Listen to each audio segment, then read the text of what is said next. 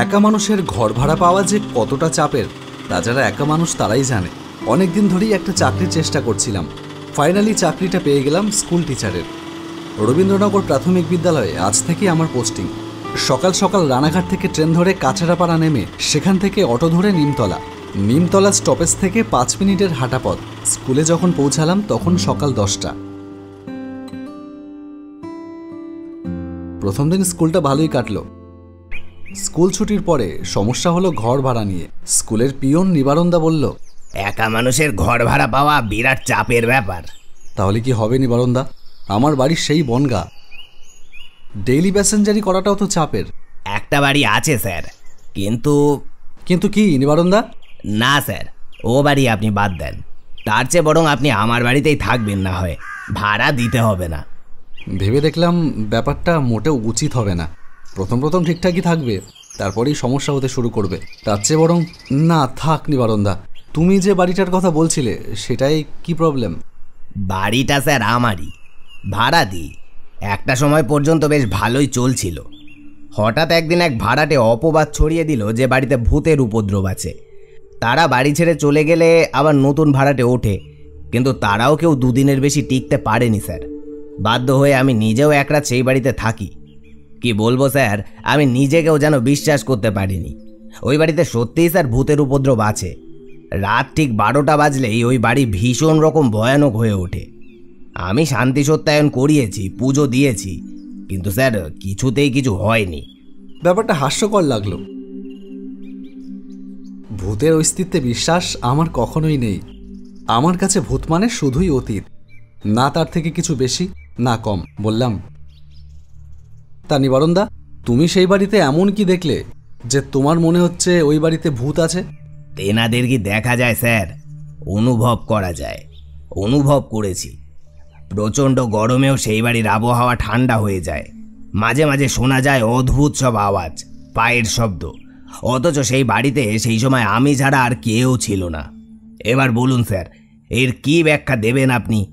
আছে আপনার কাছে কোনো উত্তর? উত্তরটা দিতে গেলে তো আমায় সেই বাড়িতে থাকতে হবে নিবারণদা। তুমি ব্যবস্থা করো, আমি থাকবো। নিবারণদার মুখটা দেখলাম কেমন যেন শুকিয়ে গেল হঠাৎ। বিকেল 4টে নাগাদ সেই বাড়িতে এলাম। একতলা একটা ভাঙাচোরা বাড়ি, দেওয়াল থেকে পলেস্তরা খসে পড়েছে। দেওয়ালের এখান ওখান থেকে বেয়ে উঠেছে আগাছার ঝোপ। বাড়ির সামনের রাস্তা থেকে বাড়ির সদর দরজা পর্যন্ত একটা মেঠো পথ চলে গিয়েছে। পথটার দুধারে সবুজ ঘাসগুলো এই প্রচণ্ড গরমে কেমন যেন ফ্যাকাশে হয়ে গেছে। বাড়িটার সামনে একটা প্রকাণ্ড গাছ, গাছে পাতা নামক কিছুর অস্তিত্ব নেই। পুরো বাড়িটা দেখে আমার হলিউডের হরর মুভির কথা মনে পড়ে গেল। এই বাড়িতে মানুষ থাকলে যে ভূতের ভয় পাবেই, এ আর অস্বাভাবিক কি? সবই অবচেতন মনের কল্পনা, তাছাড়া আর কিছুই নয়। আমি আর নিবারণদা এগিয়ে গেলাম দরজার সামনে। দরজায় একটা তালা ঝুলছে। কোমর থেকে চাবির গোছাটা বার করে নিবারণদা তালা খুলল। তারপর আলতো ঠেলা দিতেই মস্ত কাঠের দরজাটা আওয়াজ করে খুলে গেল। আর তার সাথে সাথেই একটা উটকো গন্ধ এসে লাগলো নাকে। অনেকদিন ঘর বন্ধ থাকলে যেমন একটা গন্ধ হয়, ঠিক তেমন। ঘরটার মধ্যে ঘুটঘুটে অন্ধকার। নিবারণদা এগিয়ে জানলাগুলো খুলে দিল। অন্ধকার ভেদ করে সূর্যের আলো এসে ঢুকলো ঘরটার মধ্যে। দেখলাম দেওয়ালে দেওয়ালে মাকড়সার জাল। আমি আর নিবারণদা মিলে মোটামুটি 1 ঘন্টা পরিশ্রম করে ঘরটাকে বাসযোগ্য করে তুললাম। তখন সন্ধ্যা হয়। তাহলে স্যার আজ আমি আসি। আপনার থাকার ব্যবস্থা তো হলো, এবার তো খাওয়ার ব্যবস্থাটা করতে হবে। না নিবারণদা, তুমি আর কত করবে? আমি সে আজকে রাতের মতন কিছু একটা বাজার থেকে এনে খেয়ে নেব, আর কাল থেকে না হয় 2টো ডালে চালে ফুটিয়ে নেব। তুমি অত ভেবো না। আর বলছিলাম যে কত ভাড়া দিতে হবে? আহা, ভাড়া নিয়ে চিন্তা করবেন না স্যার, আগে দেখুন থাকতে পারেন কিনা। ঠিক আছে, আমি চলি। কাল স্কুলে দেখা হচ্ছে স্যার। আর এমনি যদি কোনো দরকার হয় তাহলে আমায় ফোন করবেন, আমি চলে আসব। কিছুক্ষণ পর সদর দরজায় তালা লাগিয়ে বাজারের দিকে গেলাম। বাজার থেকে চা খেয়ে 2-5 জন স্থানীয় লোকের সাথে পরিচয় করে রাতের খাবার নিয়ে বাড়ি ফিরে এলাম।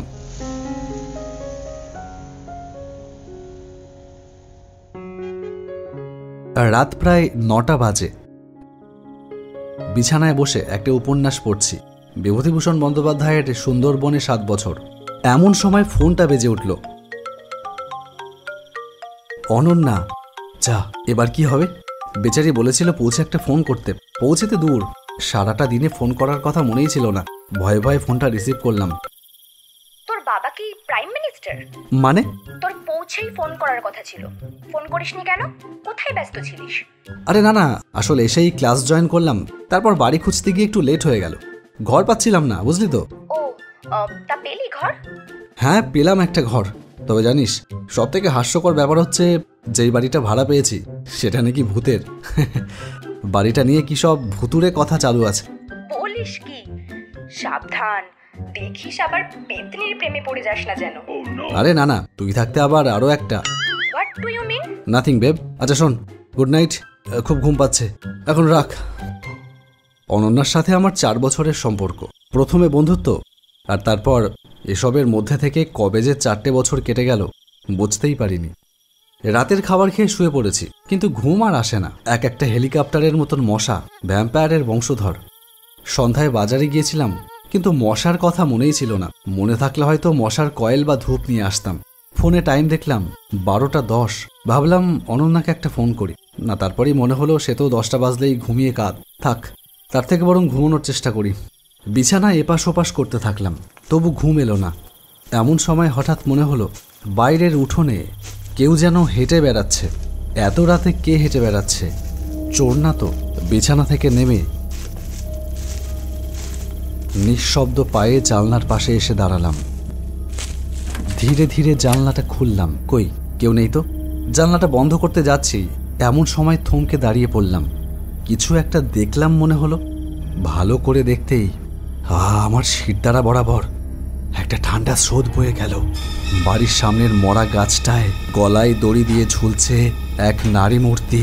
তার জিভটা বেরিয়ে এসেছে, দেখেই বোঝা যাচ্ছে সেই দেহে প্রাণ নেই। নিজের চোখকে বিশ্বাস করতে পারলাম না।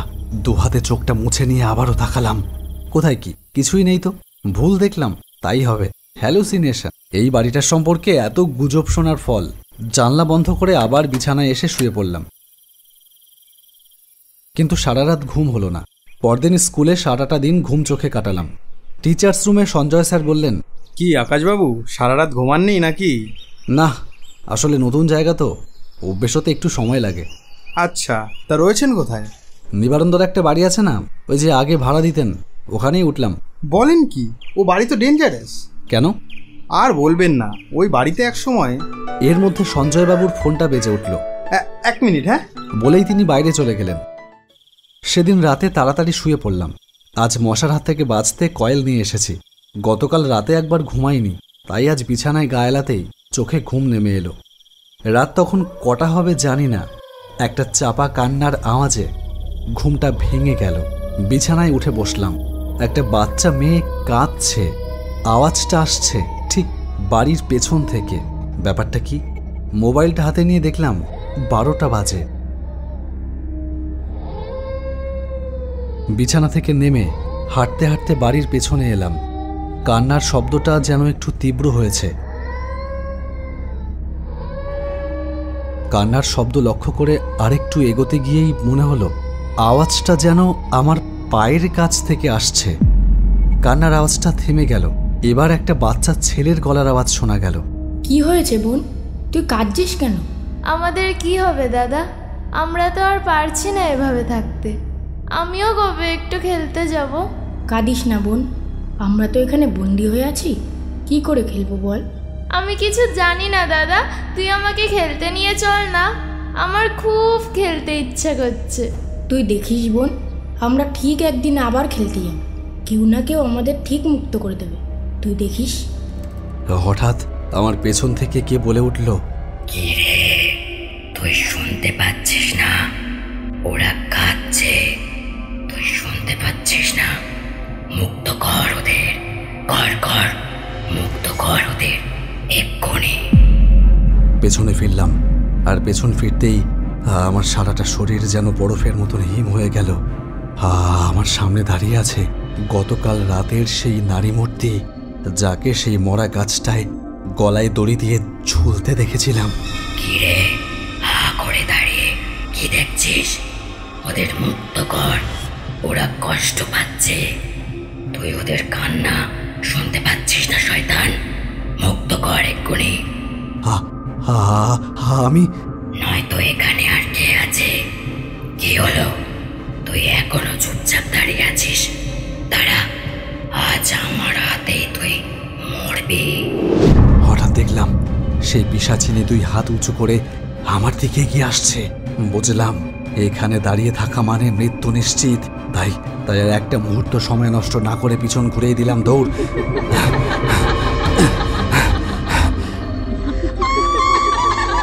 বাড়ি থেকে বেরিয়ে দৌড়তে দৌড়তে এসে দাঁড়ালাম নিবারণদার বাড়ির সামনে। নিবারণদা দরজা খুলে বেরিয়ে এলো। তারপর আমার অবস্থা দেখে বলল, কি হয়েছে স্যার? এত রাত্রে আপনি এখানে? আর আপনি এভাবে হাঁপাচ্ছেন কেন? নিবারণদাকে সমস্তটা খুলে বললাম। সব শুনে নিবারণদার মুখটা কেমন যেন হয়ে গেল। জিজ্ঞাসা করলাম, কি ব্যাপার বলো তো নিবারণদা? ওরা কারা? ওই বাচ্চা দুটো কে? কিসের মুক্তি? নিবারণদা একটা দীর্ঘশ্বাস ফেলল। তারপর বলতে শুরু করলো, যেই নারী মূর্তিকে আপনি গলায় দড়ি দিয়ে ঝুলতে দেখেছেন, ওর নাম নীলিমা। আপনাকে আগেই বলেছি এই বাড়ি আমি ভাড়া দিতাম। কয়েক বছর আগে এক পরিবার এই বাড়িতে এসে ওঠে, স্বামী, স্ত্রী আর 2 ছেলে মেয়ে। কয়েক মাস সব ঠিকঠাক ছিল। হঠাৎ করে ওদের মধ্যে অশান্তি শুরু হয়। প্রায় রোজ রাতে নীলিমার বর মদ খেয়ে এসে নীলিমার ওপর অত্যাচার করত। একদিন গন্ডগোল চরমে উঠল। নেশার ঝোঁকে নীলিমার একটা শাড়ি নীলিমার গলায় পেঁচিয়ে বাড়ির সামনের ওই গাছটায় ঝুলিয়ে দিল সে। এখানেই শেষ নয়, বাচ্চা দুটোকেও খুন করে পুঁতে দিল বাড়ির পিছনে। তারপর এখান থেকে পালিয়ে গেল। কোথায় গেল কেউ জানে না। আজ পর্যন্ত তার খোঁজ পাওয়া যায়নি। কিন্তু তারপর থেকেই নীলিমা আর বাচ্চা ছেলেমেয়ে দুটোর অতৃপ্ত আত্মা ওই বাড়িতে ঘুরে বেড়ায় মুক্তি লাভের আশায়। এগুলো তুমি আমায় আগে বলনি কেন? আপনি বিশ্বাস করতেন না স্যার, তাই বলিনি। আমি আপনাকে ওখানে থাকতেও দিতাম না। আপনাকে আমার বাড়িতে থাকতে বললাম, আপনি থাকলেন না। বাধ্য হয়েই ছাড়ুন, আমার সাথে চলুন, আপনি আমার বাড়িতেই থাকবেন। আজ রাতটাই তোমার বাড়ি থাকবো। কাল আমি আর তুমি দুজনে মিলে ওদের মুক্তি দেওয়ার ব্যবস্থা করব। তারপর আবার ওই বাড়িতেই। রাতটা নিবারণদার বাড়িতেই কাটিয়ে দিলাম। পরদিন সকালেই ওদের মুক্তির ব্যবস্থা করেছি। এখন ওই বাড়িতেই বেশ সুখে আছি। নীলিমা আর তার ছেলেমেয়েরা আর আমায় ভয় দেখায় না।